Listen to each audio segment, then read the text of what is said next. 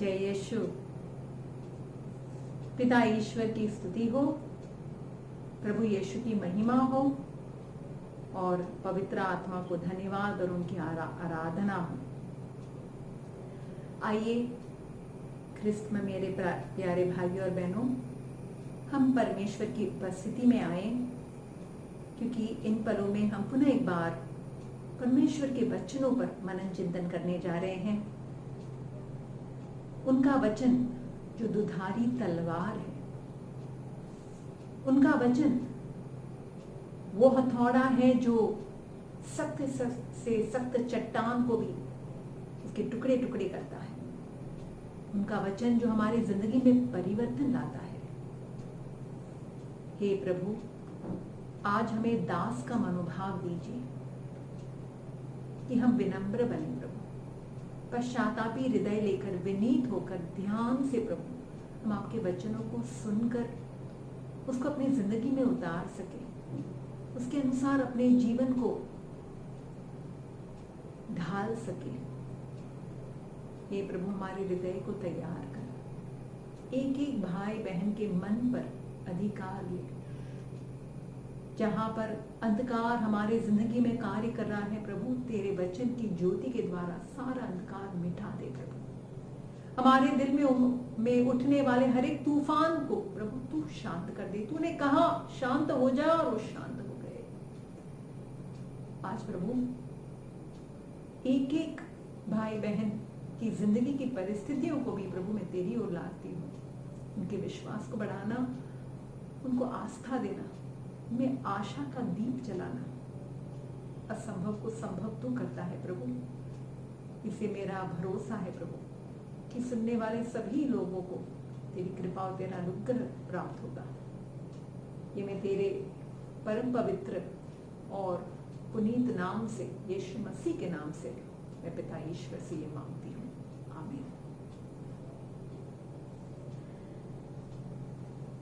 मेरे प्रिय भाई और बहनों, आज हम एक बहुत ही महत्वपूर्ण विषय पर वचन सुनने जा रहे हैं।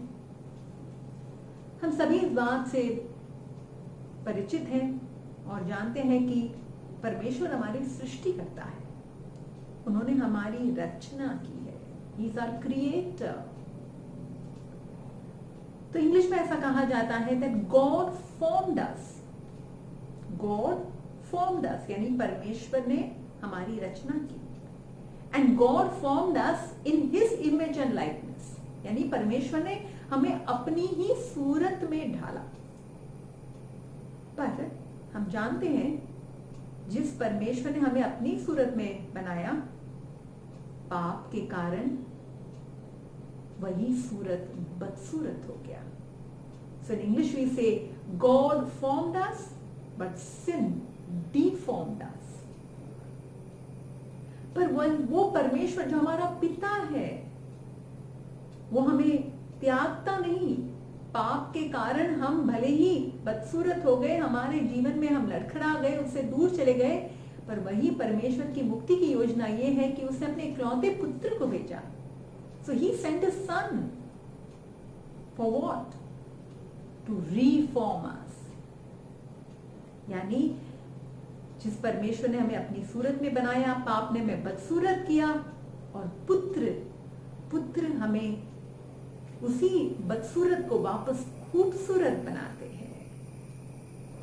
और वो पुत्र क्या करता है? वो पुत्र अपनी पवित्र आत्मा को भेजकर उस खूबसूरती में भी एक नई सूरत लाता है। So the Son reforms us and the Holy Spirit transforms us। Praise the Lord। Hallelujah। तो ये जो नई सूरत है, ये कैसे होता है? प्रकाशना ग्रंथ अध्याय 21 वचन 5 में यीशु मसीह का वादा है। सिंहासन पर विराजमान ईश्वर ने वादा किया, मैं सब कुछ नया बना देता हूं। सब कुछ नया बनाना ये परमेश्वर की का कार्य है, और वो कार्य वो पवित्र आत्मा के द्वारा करते हैं। तो ये कैसे करते हैं?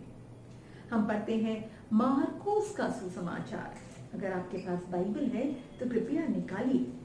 मार्कुस रचित सुसमाचार अध्याय 16, अंतिम अध्याय में प्रभु यीशु ने क्या अपने शिष्यों को उनका स्वर्गारोहण होने से पूर्व उन्होंने ये बतलाया है कि जो विश्वास करता है, विश्वास करने वालों को ये चिन्ह और चमत्कार दिखाए जाएंगे। क्या चिन्ह चमत्कार है? In English it is said that the one who believes, to the one who believes, these signs will accompany them. और क्या चिन्ह चमत्कार? कि वो मेरे नाम को लेकर अब दूतों को निकालेंगे, नवीन भाषाएं बोलेंगे। क्या लिखा है?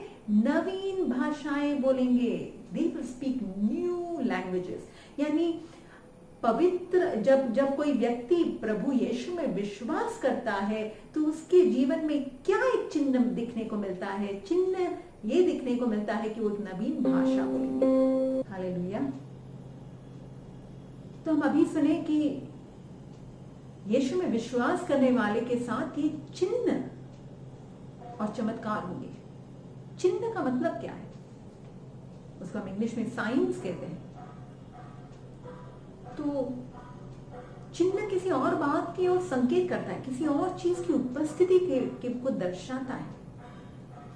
उदाहरण के तौर से जब हम कुदरत में देखते हैं घने घने बादल आ गए, बिजली कड़क रही है, तो ये किसकी ओर, और गरजना शुरू हो गया तो ये तूफान की ओर संकेत करता है। एक औरत जब अपने शरीर में कोई चिन्ह को देखती है, उसको बहुत ज्यादा उल्टियां हो रही है, उसका मासिका नहीं आ रहा है और वो अपने शरीर में कुछ बदलाव देखती है, तो वो क्या दिखाता है? वो संकेत कर रहा है कि वो शायद गर्भवती हो गई है। आज हम ये पैंडेमिक में सभी लोग इस पैंडेमिक महामारी से ग्रस्त है। जब कोई व्यक्ति अपने शरीर में देखता है कि उसको जुकाम हो गया, उसको यानी उसके गले में खराश आ रही है, उसको बहुत ही सूखी खांसी आ रही है, क्या उसके पेट में अपचा हो रहा है, ये सारे क्या है? These are signs, these are symptoms. किसकी ओर दिखा रहा है? किसकी ओर दिखा रहा है? कि शायद ये कोरोना का पॉजिटिव बीमार व्यक्ति है। अर्थात ये सारे साइंस किसी और चीज की ओर दिखाता है। अब ये जब प्रभु यीशु ने कहा मुझ में विश्वास करने वाले के साथ ये चिन्ह प्रकट होंगे, तो क्या कि वो नई भाषाएं बोलेंगे। और ये चिन्ह हम कहां पर देखते हैं? ये कहां पर दर्शाया जाता है? पेंटेकोस्ट के दिन हम पढ़ते हैं प्रेरित चरित्र अध्याय 2 में। हम सब इस वचन से बहुत ही परिचित है कि प्रेरित चरित्र में लिखा है कि सभी शिष्य माता मरियम के साथ ऊपर के कमरे में एकत्रित थे और उस कमरे में जब वो प्रार्थना में एक मन से, एक आत्मा से जुटे हुए थे, तब आंधी के रूप में पवित्र आत्मा उन पर उतर आया और वो नई नई भाषाएं बोलने लगे। लिखा है, पढ़ेंगे प्रेरित चरित्र अध्याय 2। तो लिखा है कि जब वो नई भाषाएं बोल रहे थे, वहां कई प्रकार के लोग वहां पर उस यरूशलेम के मंदिर में एकत्रित थे, क्योंकि यहूदी लोग जो पूरे संसार में फैले हुए थे, भिन्न भिन्न भाषाएं बोलने वाले सभी लोग वहां पर एकत्रित थे। और लिखा है, पृथ्वी भर के सभी राष्ट्र से आए हुए धर्मी यहूदी उस समय यरूशलेम में रहते थे और बहुत से लोग वह आवाज सुनकर एकत्र हो गए। वे विस्मित हो गए क्योंकि वो अपनी अपनी भाषा में शिष्यों को बोलते सुन रहे थे। तो ये सब अचंभित हो गए। भिन्न भिन्न भाषाएं बोलने वाले लोग, अब वो सारे लोग इन प्रेरितों की भाषाओं को समझ रहे हैं। और आगे चलकर हम पढ़ते हैं 2:14 में, 2:13 और 14 में पढ़ते हैं, 13 में विशेष रूप से, कि कुछ लोग उनका उपहास करते हुए ये कहते थे, ये तो नई अंगूरी पीकर मत वाले है। क्या कहा उन्होंने? ये तो नई अंगूरी पीकर मत वाले है। एक तरीके से वो लोग मजाक कर रहे थे, उपहास कर रहे थे, पर इसमें सच्चाई भी थी। वाकई में वो नई अंगूरी पिए हुए थे। ये नई अंगूरी क्या है? कौन सी अंगूरी के बारे में है? ये कौन सी अंगूरी के बारे में यहाँ पर पवित्र वचन क्या हमें सिखाता है? हम जानते हैं यूहन्ना के सुसमाचार अध्याय 2 में काना विवाह भोज का जो किस्सा है, जहां पर प्रभु यीशु ने अंगूरी, पानी को अंगूरी में बदला, वो नई अंगूरी वहां पर प्रदान की है। और यूहन्ना का जो सुसमाचार है, बल्कि चारों सुसमाचारों में सबसे पहला चमत्कार प्रभु यीशु ने यही किया है। और यूहन्ना अध्याय 2 वचन 11 में लिखा है, यूहन्ना अध्याय 2 वचन 11 में लिखा है, संत यूहन्ना कहते हैं कि प्रभु यीशु ने ये चिन्ह इसलिए किया, ये चमत्कार इसलिए किया, ये कि ताकि उनकी महिमा प्रकट हो। लिखा है 2:11 में लिखा है, उन्होंने अपनी महिमा प्रकट की कि शिष्य उनमें विश्वास करे। और ये तो केवल एक चिन्ह था। यूहन्ना अपने सुसमाचार अध्याय 20 वचन 30 में भी कहते हैं कि अनेक सारे चिन्ह और चमत्कार प्रभु यीशु ने किए, पर इस पूरे सुसमाचार में केवल यही चिन्ह चमत्कारों के बारे में लिखा गया है, ताकि आप लोग विश्वास करें कि यीशु ही मसीहा है। अर्थात ये चिन्ह क्या दिखा रहा है कि यीशु में जो विश्वास करेगा उसे क्या प्राप्त होगा। ये चिन्ह दिखा रहा है कि किसी और की उपस्थिति, वो कौन है? वो है पवित्र आत्मा। क्योंकि वही संत यूहन्ना अपने सुसमाचार अध्याय 7 में कहते हैं, अध्याय 7 वचन 37 और 38 में, यीशु ने पर्व के अंतिम मुख्य दिन ईसा उठ खड़े हुए और उन्हें पुकार कर कहा, यदि कोई प्यासा है तो वो मेरे पास आए, जो मुझ में विश्वास करता है वो अपनी प्यास बुझाए। जैसा कि धर्म ग्रंथ में लिखा है कि उसके अंतःस्थल से संजीवन जल की नदियां बह निकलेगी। अब 38 में क्या लिखा है? उन्होंने यह बात उस आत्मा के विषय में कही जो उनमें विश्वास करने वालों को प्राप्त होगा। विश्वास करने वालों को क्या प्राप्त होगा? उन्हें पवित्र आत्मा प्राप्त होगा। और जो विश्वास करते हैं उनको साथ ये चिन्ह होंगे, यानी उनके जीवन में ये प्रदर्शित होगा। और हम जानते हैं काना विवाह भोज में प्रभु यीशु ने पानी को दाखरस में बदला। पानी भी तो प्रभु की रचना है, जल प्रभु की रचना है। वो जल, उसका स्वरूप कैसा है? क्या उसमें कोई रंग है? नहीं।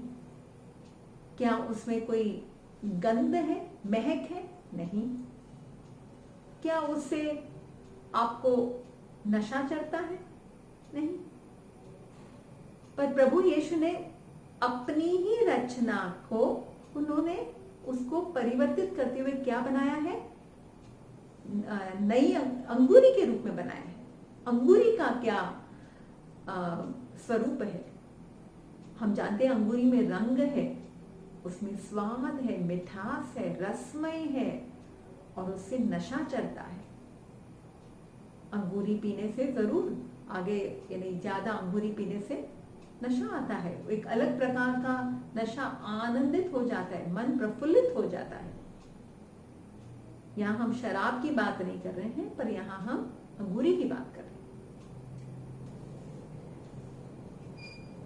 हम जानते हैं संत पौलुस ने भी इस अंगूरी के बारे में एक वचन दिया है एफेसियों के नाम पत्र में।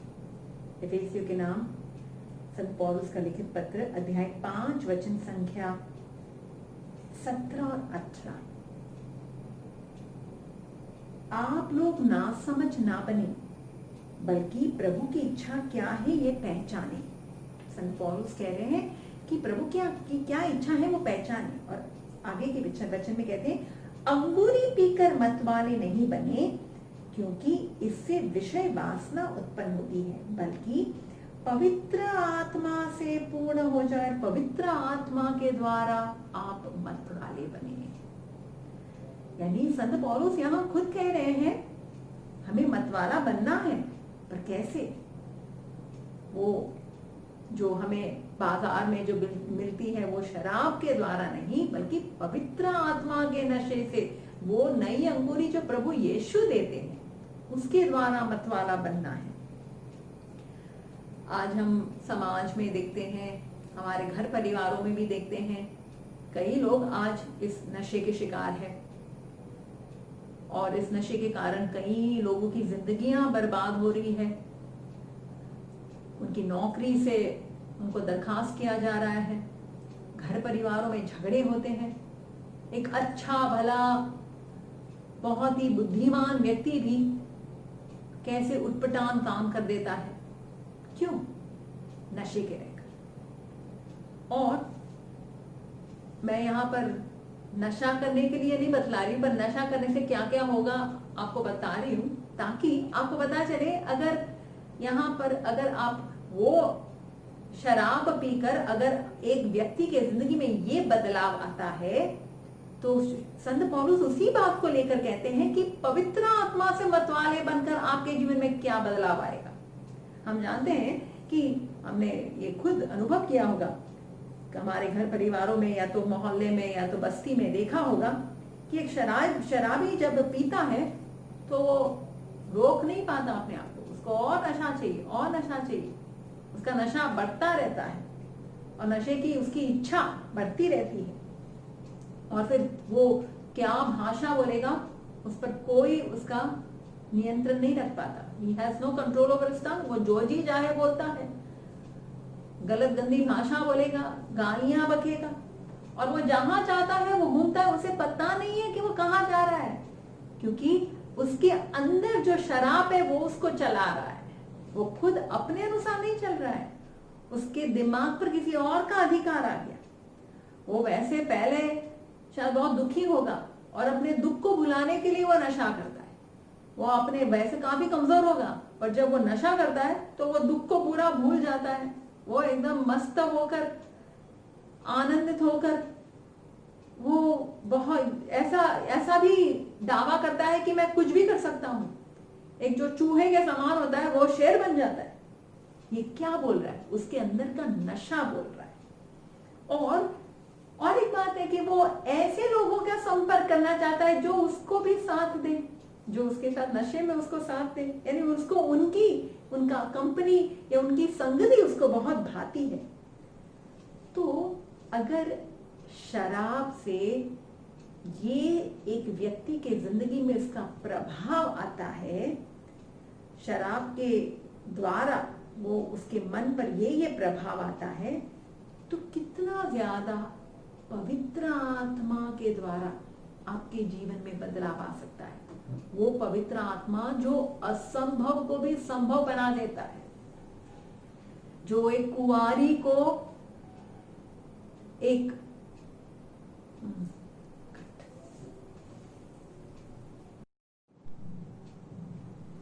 पवित्र आत्मा वो ईश्वर की शक्ति है, महान शक्ति है, सर्वशक्तिमान की वो शक्ति है जिसके द्वारा एक कुंवारी बगैर किसी पुरुष का संसर्ग हुए बगैर वो गर्भवती हो जाती है। पवित्र आत्मा एक कमजोर व्यक्ति को ताकतवर और बलवान बना देता है, भयभीत व्यक्ति को भी निडर बना देता है। और पवित्र आत्मा के महान कार्य के बारे में हम पढ़ते हैं, प्रेरित चरित्र पूर्ण रूप से पवित्र आत्मा के महान कार्य को प्रदर्शित करता है। संत पौलुस कहते हैं रोमियो के पत्र में अध्याय 8 वचन 26 के द्वारा, आत्मा ही हमारी दुर्बलता में हमारी सहायता करता है। हम ये नहीं जानते कि हमें कैसे प्रार्थना करनी चाहिए, किंतु हमारी अस्पष्ट आहों द्वारा आत्मा स्वयं हमारे लिए विनती करता है, और वो ईश्वर की इच्छा अनुसार संतों के लिए विनती करता है। तो संत पौलुस कहते हैं पवित्र आत्मा हमारी कमजोरी में, हमारी दुर्बलताओं में वो हमें मदद करता है। और वो करता कैसे मदद करता है? क्योंकि वो पवित्र है, वो हमें पवित्रता की ओर लेकर जाता है। यहीं पर तो वो परिवर्तन लाता है, यहीं पर तो हमारे जीवन में सबसे बड़ा बदलाव लाता है। जब पवित्र आत्मा के बारे में प्रभु यीशु ने अपने शिष्यों को आदेश दिया था प्रेरित चरित्र अध्याय 1 में कि तुम लोग, मैं तुम्हें आदेश देता हूं, क्या आदेश दिया था? कि तुम लोग यरूशलेम में रुके रहना जब तक पिता से तुम्हें वो प्रतिज्ञा, पिता की वो प्रतिज्ञा तुम्हारे जीवन में पूरी ना हो जाए। और वो प्रतिज्ञा क्या थी? कि वो जब पवित्र आत्मा आएगा तो तुम शक्ति से भरे जाओगे और वो शक्ति के द्वारा तुम मेरे लिए गवाही दोगे। You will be my witness in यरूशलेम, यरूशलेम में, यूदिया में, समारिया में, संसार के अंतिम छोर तक। तो पवित्र आत्मा हमें एक साक्षी के रूप में खड़ा करता है। आज हम कलीसिया में, विशेषकर करिश्माई साधनाओं में, अनेक लोग अपनी साक्षी देते हैं कि उनके जिंदगी में कैसे उनको चंगाई प्राप्त हुई, या तो उनकी मुराद कैसे पूरी हुई, या प्रभु ने कैसे उनको मुश्किलों में से बाहर निकाला। पर इन सभी साक्षियों में सबसे प्रभावित या सबसे स्पर्श करने वाली, या तो हमारे जीवन को वाकई में, हमारे जीवन में कुछ बदलाव लाने वाली साक्षी कौन सी होती है पता है? जहां पर हम एक व्यक्ति के चरित्र, उसके स्वभाव का बदलाव देखते हैं। इससे बढ़कर हम यीशु के लिए और कोई साक्षी नहीं दे सकते, क्योंकि ये तो सबसे बड़ा संकेत है कि आज वाकई में यीशु उनकी जिंदगी में है, पवित्र आत्मा उनके जीवन में है।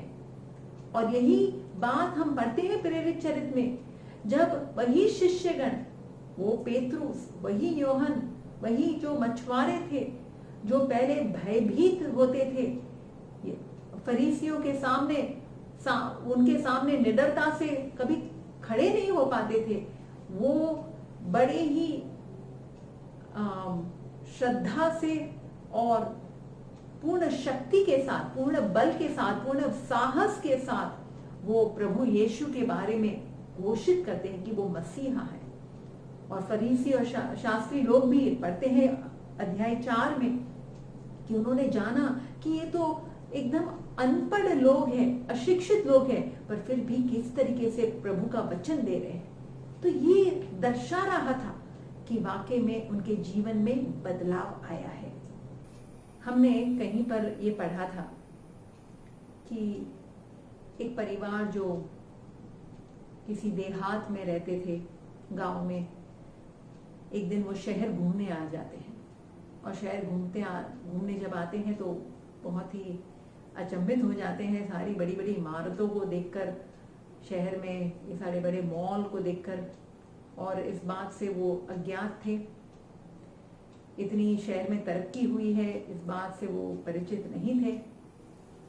जब वो किसी होटल में जाते हैं तो होटल के लॉबी में भी खड़े रहते, तो उन्होंने वहां पर पहली बार एक एलिवेटर को देखा, यानी लिफ्ट को देखा। और उनके जो वहाँ जो पिताजी थे, वो थोड़े काफी बुजुर्ग थे, और वो अपने बेटे के साथ वहां पर खड़े और वो देख रहे हैं कि ये क्या है। और उन्होंने देखा कि एक वयस्क औरत उस एलिवेटर में, उस लिफ्ट के अंदर प्रवेश करती है, द्वार बंद होता है और कुछ पलों के बाद वही द्वार वापस खुलता है और वहां उसी लिफ्ट से एक बहुत जवान स्त्री वहां से बाहर निकलती है। तो तुरंत जाकर इस बुजुर्ग वयस्क सज्जन व्यक्ति ने अपने बेटे से कहा, जा जल्दी से अपने मम्मी को बुलाकर आ। तो उनको लग रहा था कि इस लिफ्ट में प्रवेश करने से एक बूढ़ी औरत भी जवान हो सकती है। ये एक प्रकार से भले ही मजाक के रूप में था, पर वाकई में पवित्र आत्मा जब हमारे जीवन में आते हैं तो वो हमारे जीवन में बदलाव लाते हैं, हमारी जिंदगी में परिवर्तन लाते हैं। और सबसे पहला परिवर्तन कि वो हमारे स्वभाव में, हमारे अंतर में आकर वो हमारे जीवन के पापों से हमें मुक्त करते हैं। प्रभु यीशु ने कहा वो जब आएगा तो वो संसार को पाप के बारे में प्रमाणित करेगा। यूहन्ना अध्याय 16 वचन 8 में लिखा है, He will convict you of your sin। आज अनेक लोग हमें हमारी गलतियों के बारे में बतलाते हैं, पर हमें लगता है वो तो दोषारोपण है, उंगली उठा रहे, तुम कौन है तो मुझे ये सब कहने वाले। हाँ, तुम पहले अपनी जिंदगी का देखो। हम इस तरीके से वो बात को हटा देते हैं या उसको टाल देते हैं या तो उसको नकार देते हैं। पर जब पवित्र आत्मा आता है तो हमें एहसास दिलाता है, वो हमें बोध कराता है, हमारी जीवन से, हमारी जिंदगी की हकीकत क्या है उससे हमें वाकिफ कराता है। और उतना ही नहीं, वो पश्चाताप की कृपा देता है। हम कहां पर गलती किए उसके बारे में हमें खुद आत्मग्लानि होती है इस बात के बारे में। और पश्चाताप वो दुख होता है, वो दुख उसमें भी एक पॉजिटिविटी है, उसमें भी एक सकारात्मकता ये है कि वो पवित्र आत्मा हमें किसकी ओर लेकर जाता है, किसकी ओर हमारा ध्यान आकर्षित करता है, वो प्रभु की ओर, यीशु की ओर आकर्षित करता है। यीशु ने कहा वो जब आएगा तो वो मुझे महिमान्वित करेगा, वो मुझे महिमान्वित करेगा। पवित्र आत्मा का एकमात्र मेन कार्य है कि वो हमें यीशु की ओर लेकर जाता है और यीशु के द्वारा में पिता के साथ हमारा मेल कराता है।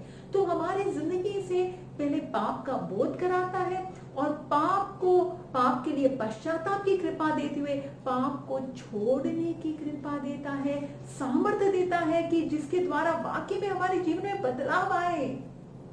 तो हमारे जीवन को पवित्र बनाना, पवित्र आत्मा द्वारा पवित्रीकरण, जो पाप हम खुद नहीं छोड़ पाते वो पवित्र आत्मा के द्वारा संभव हो जाता है। इसी तो संत पौलुस ने कहा, संत पौलुस ने कहा रोमियो के पत्र में अध्याय 7 में कि मैं जिस बुराई को छोड़ना चाहता हूं उसको मैं छोड़ नहीं पाता, और जिस अच्छाई को मैं वाकई में उस अच्छाई के मार्ग पर चलना चाहता हूं उसे मैं कर नहीं पाता। मुझ जैसे एक अभागे मनुष्य का यानी मेरा उद्धार कौन करेगा। वही संत पौलुस बड़े ही सीना तान कर ये ऐलान करते हैं कि जो मुझे बल देता है, जो मुझे बल देता है उस यीशु मसीह के द्वारा मैं सब कुछ कर सकता हूँ। तो प्रभु यीशु वो बल देते हैं कि हम अपने बुराइयों को हम उस पर अधिकार ले सके।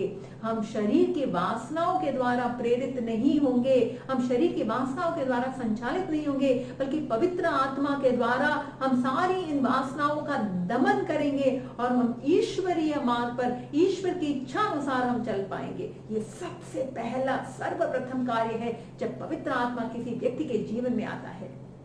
तो हम देखते हैं वही पवित्र आत्मा आए शिष्यों के जीवन में, वही पवित्र आत्मा आए संत पौलुस के जीवन में जो पहले सौल था।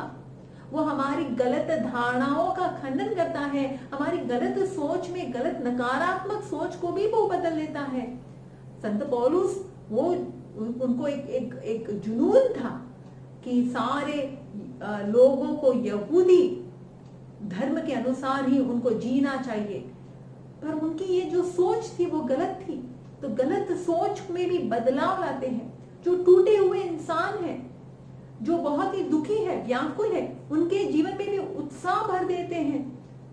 यही शिष्य जो एक समय क्रूस से दूर भाग रहे थे, पीड़ा और दर्द को नकार रहे थे, इसलिए तो उन्होंने यीशु का भी साथ छोड़ दिया। वही शिष्य कितने निडर होकर प्रभु यीशु के लिए जीने और मरने के लिए भी तैयार हो गए। तो पवित्र आत्मा ऐसा क्या है जो हमारे जिंदगी में वो बदलाव नहीं ला सकता। आज अगर पवित्र आत्मा वाकई में हमारे किसी व्यक्ति के जीवन में कार्य करता है तो उसके जीवन में वो प्रभु यीशु जैसा स्वभाव उनके जीवन में आना शुरू हो जाएगा, क्योंकि पवित्र आत्मा जिसके जीवन में है उसके जीवन में फल उत्पन्न होते हैं, और वो प्रेम और शांति और आनंद और सहनशीलता, मिलनसारी, ये सारे फल उत्पन्न शुरू हो जाएंगे। प्रभु यीशु ने कहा वो जब आएगा वो तुम्हें सब कुछ सिखाएगा। किसके बारे में सिखाएगा? दुनियादारी के बारे में, सांसारिकता के बारे में? नहीं, वो ईश्वरीय राज्य के बारे में, ईश्वर को क्या पसंद है, कैसे ईश्वरीय वचनों के अनुसार कैसे चलना, कैसे एक दूसरे के साथ किस तरीके से व्यवहार करना, किस तरीके से हमारा बर्ताव होना चाहिए जो प्रभु को प्रिय है। ये बदलाव ये हमें सिखाएगा। आज मैं जानती हूँ अनेक परिवारों से मेरा संपर्क हुआ है जो यहाँ साधना केंद्र में आते हैं, टूटे हुए परिवार, वो पति पत्नी जिनमें प्रेम लेश मात्र भी नहीं दिख रहा है, जिनके जिंदगी में लड़ाई झगड़े से वो बाहर नहीं आते, कभी एक दूसरे से प्रेम भरी बातें नहीं किए। ऐसे परिवारों में जो तलाक पर उतर आए थे, ऐसे परिवारों के जीवन में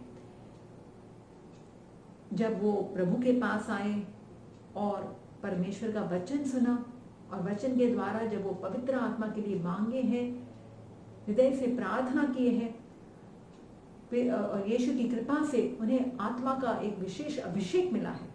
आज वही लोग, वही पति पत्नी, वही दाम्पत्य जीवन आज इतना सुंदर पवित्र परिवार के समान जीवन हो गया है। आज वो लोग एक मिसाल बने हैं दूसरे अनेक परिवारों के लिए कि कैसे एक घर में विभिन्न प्रकार के अलग अलग किस्म के लोग भी प्रेम से आत्मा में एक होकर जी सकते हैं। यही जीवन देने तो यीशु आए हैं, वो हमें जीवन देने आए हैं। और वो जीवन कहाँ है? आत्मा में। शरीर से कोई लाभ नहीं होता, मांस से कोई लाभ नहीं होता, आत्मा ही जीवन देता है। तो वो आत्मा का जो सच्चा दिव्य पवित्र प्रेममय शांतिमय जीवन, वो जीवन कहाँ है? वो आत्मा में। इससे हमारे घर परिवारों के सभी सदस्यों में जब आत्मा के लिए हम मांगते हैं तो वह आत्मा ही हमारे घर परिवारों के, कितना भी टूटा हुआ घर क्यों ना हो, कितने भी परेशानियां क्यों ना हो, वो परेशानियों को जूझते हुए भी वहां पर कभी भी घबराते हुए, बल्कि बड़े ही साहस के साथ उसका सामना करते हुए आगे निकलने के लिए पवित्र आत्मा ही उनके जीवन में कार्य करता है। ऐसे मैंने कई बच्चों को, जवानों को यहाँ आते हुए देखा है जो नशे के शिकार में थे, जो गलत संगति में थे। कितनी बार उनके मम्मी पापा ने उन्हें डी एडिक्शन सेंटर्स में डाला, कई बार उनको बतलाया क्या सही है, कई लोगों से काउंसलिंग किया, कोई फर्क नहीं, जैसे थे वैसे बने रहते हैं या तो और बदतर हो जाते हैं।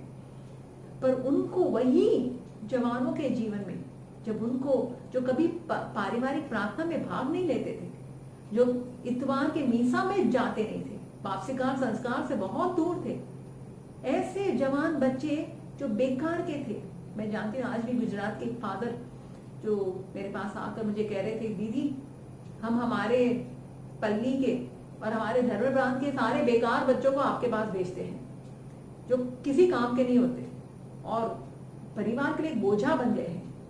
माता पिता रो रहे हैं कि ऐसे बच्चे जो हमें दिन रात परेशान करते हैं, ऐसे बच्चों को हम आपके पास भेजते हैं। और वाकई में यहाँ पर साधना में आने के बाद पता नहीं किस तरीके से उनकी जिंदगी में बदलाव आता है।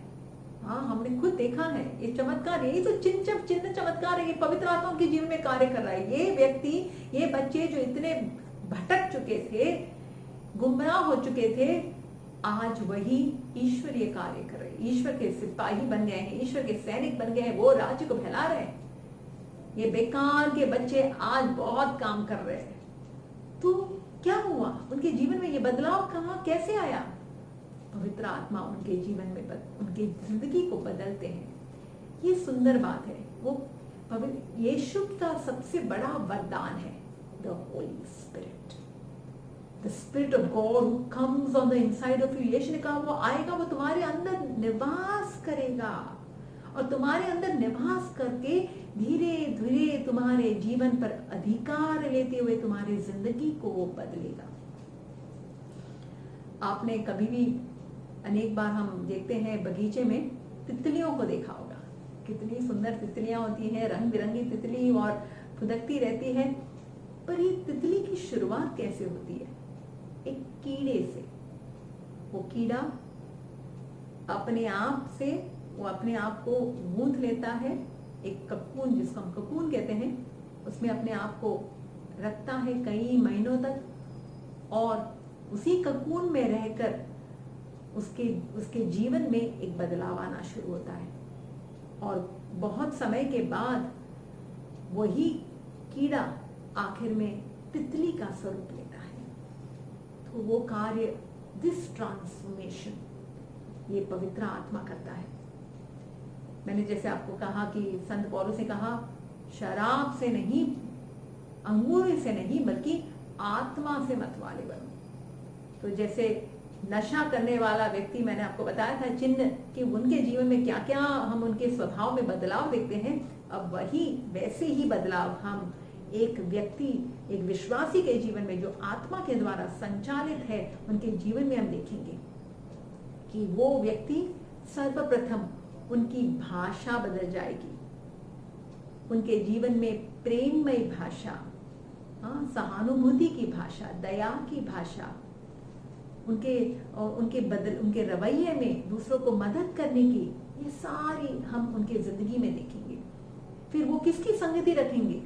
वो अपने ही, जैसे मैंने कहा शराबी को शराबी की संगत अच्छी लगती है, वैसे ही जो आत्मा के द्वारा जो प्रेरित है, वो ऐसे ही भक्त जनों के सानिध्य में बैठेंगे। वो किसी भी निंदक के साथ नहीं बैठेंगे, या तो जो गलत राह पर लेकर जाते हैं, ऐसे जो सांसारिकता में का जीवन जीते हैं, उनका संपर्क नहीं, बल्कि प्रभु के भक्तों के साथ वो उठेंगे बैठेंगे। वो प्रार्थना में जीवन बिताएंगे। उनके लिए प्रार्थना वही उनके जीवन को चलाएगा। परमेश्वर के वचनों के प्रति उनके मन में एक लालसा, ये संपूर्ण हम बदलाव उस व्यक्ति में देखेंगे। तो अंत में हमारे सामने अनेक सारी मिसालें हैं। कैथोलिक कलीसिया में जो भी संतगण हैं, अनेक पापमय जीवन बिताए और उनके जीवन में बदलाव आया आत्मा के द्वारा, और अनेक जो आत्मा के द्वारा प्रेरित हुए, वो कैसे परमेश्वर के लिए महान कार्य किए। साधारण सामान्य मनुष्य, पर उनके जीवन में परमेश्वर ने उनके द्वारा महान कार्य किए। तो अंत में मैं यही कहना चाहती हूँ, एक छोटे से एक दृष्टांत के द्वारा। एक मोहल्ले में अनेक जो पड़ोसी लोग थे, वो मोहल्ले बस्ती के एक घर के बारे में बहुत शिकायत कर रहे थे, क्योंकि वहां पर वो लोग काफी गंदगी फैलाए हुए थे। कभी ना घर को साफ करते, ना आंगन को साफ रखते, कूड़ा कचरा पड़ा रहता, ना बगीचा साफ करते, और जिस कारण से पूरे मोहल्ले में बहुत गंदगी फैल गई थी। और अनेक बार उनके कहने पर भी उनके जीवन में, उनके वहां कोई यानी उस घर को सफा रखने में उन्होंने कोई भी कदम नहीं उठाया था।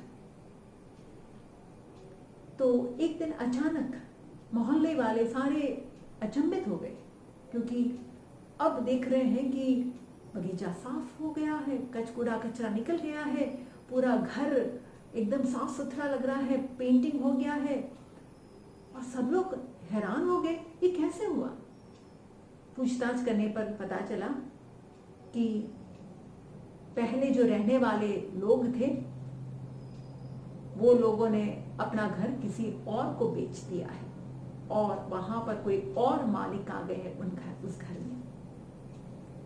तो जो आए हैं, उन्होंने सारे घर का चेहरा ही बदल दिया। आप ठीक समझे, ये घर मैं और आप हैं। संत पौलुस ने कहा, क्या तुम नहीं जानते तुम्हारा शरीर ईश्वर का मंदिर है और ईश्वर का आत्मा इसमें निवास करता है। जिस मंदिर को हमने अशुद्ध किया, यरूशलेम का मंदिर जैसे अशुद्ध हुआ था, अपवित्र हुआ था, और प्रभु यीशु ने उसे साफ किया, वही प्रभु यीशु पवित्र आत्मा के द्वारा, ये क्या तुम नहीं जानते पवित्र आत्मा तुम्हें निवास करता है। प्रभु यीशु उसी आत्मा के द्वारा जो हमारे अंदर निवास करता है, हमारे अंदर के मंदिर को शुद्ध करेगा, हमारे हृदय को शुद्ध करेगा, भावनाओं को शुद्ध करेगा, हमारे अंदर किसी के प्रति बैर की भावना, घृणा की भावना, नफरत की भावना, वो सारा पिघला देगा, हमारी कठोरता को निकालेगा और पिघलाकर हमें विनम्र बनाएगा, प्रेममय बनाएगा, क्षमा का वरदान मिलेगा। इससे एक दूसरे के साथ भाईचारे के साथ हम रह पाएंगे।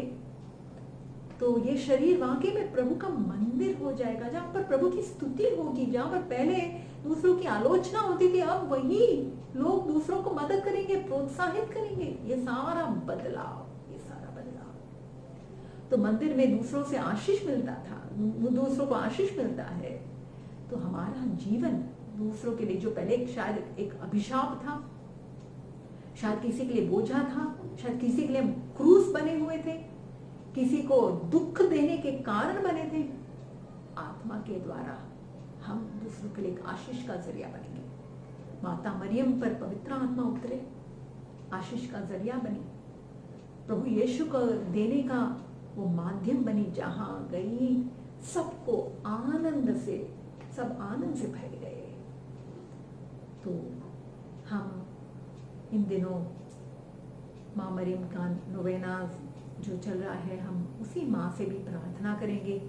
ये माँ आप जैसे पवित्र आत्मा से भरी गई थी, पवित्र आत्मा जैसे आप पर उतरे, ईश्वर की शक्ति की छाया आप पर पड़ी और जो असंभव था वो संभव हो गया। वही आत्मा जो आप जिनकी दुल्हन है, उसी जिसके द्वारा आपके प्रार्थनाओं के बदौलत वही पेंटेकोस्ट के दिन प्रेरितों को वो प्राप्त हुआ। हे माँ, हमारे लिए प्रार्थना कीजिए कि हमें भी वो एक नया अभिषेक मिल जाए।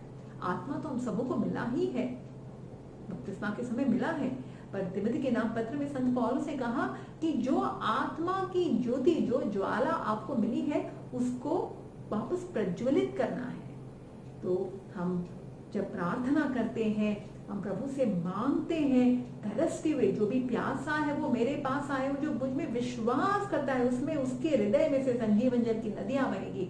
यानी हम जब प्रभु के लिए ये प्यास प्रकट करते हैं तो पवित्र आत्मा आकर फिर हमारे जीवन में वो बदलाव लाना शुरू हो जाएगा। हमारा मंदिर शुद्ध हो जाएगा, हम दूसरों के लिए आशीष का जरिया बन जाएंगे और प्रभु यीशु के सुसमाचार को, उसके सुंदर महक को हम सब जगह फैलाने की का एक उपकरण बन जाएंगे और हम प्रभु के लिए एक साक्षी बन जाएंगे। यीशु मसीह के नाम से हम प्रभु से यही प्रार्थना दुआ करते हैं, माँ मरियम की मध्यस्थ प्रार्थना के द्वारा। आमीन। जय यीशु।